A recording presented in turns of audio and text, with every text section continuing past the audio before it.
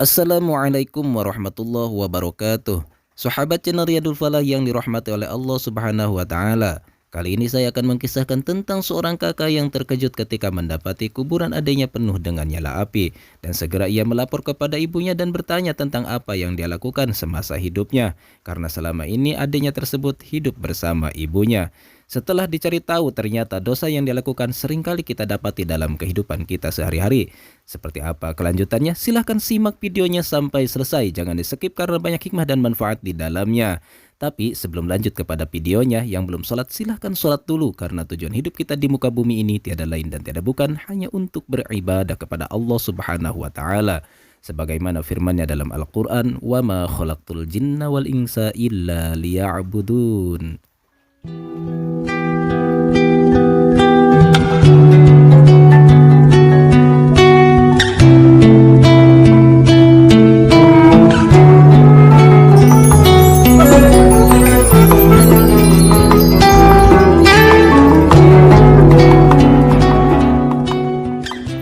Ada seorang soleh yang menguburkan jenazah saudara perempuannya.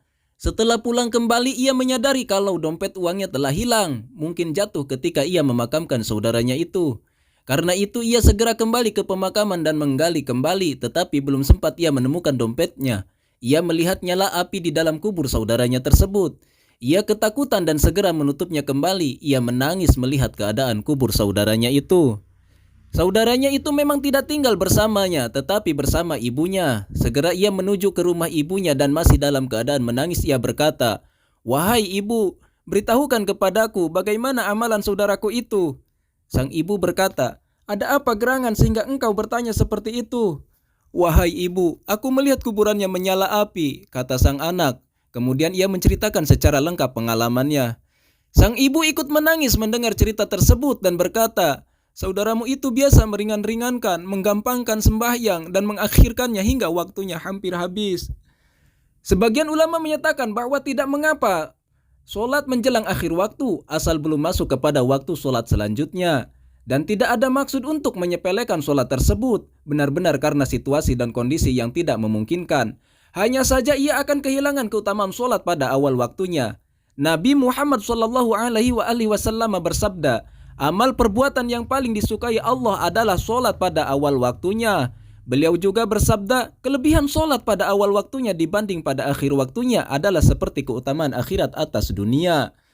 Pada riwayat lainnya Nabi Muhammad SAW bersabda, "Barang siapa solat pada awal waktunya, maka naiklah solat itu ke langit dan diliputi cahaya hingga sampai di arsy. Lalu solat itu membacakan istighfar untuk orang yang melakukan solat itu hingga hari kiamat, sambil berkata, semoga Allah memeliharamu sebagaimana engkau memelihara aku. Jika seorang itu solat tidak pada waktunya, fi ghairi waktiha, menunda-nunda hingga masuk pada waktu solat selanjutnya, maka solat itu akan naik ke langit diliputi kegelapan. Dan bila sampai ke langit ia dilipat bagaikan baju yang rusak lalu dilemparkan ke wajah orang yang melakukannya itu." Dalam hadis lain Nabi Muhammad SAW bersabda, "Barang siapa yang menghimpun antara dua waktu solat tanpa uzur atau karena meringan-ringankan, menggampangkan, menyepelekan, maka ia telah masuk ke dalam pintu dosa besar." Sahabat channel Riyadul Falah, semoga kita dijadikan oleh Allah Subhanahu wa taala orang yang lebih takwa, orang yang taat kepada Allah setaat-taatnya. Amin ya Allah ya Rabbal alamin.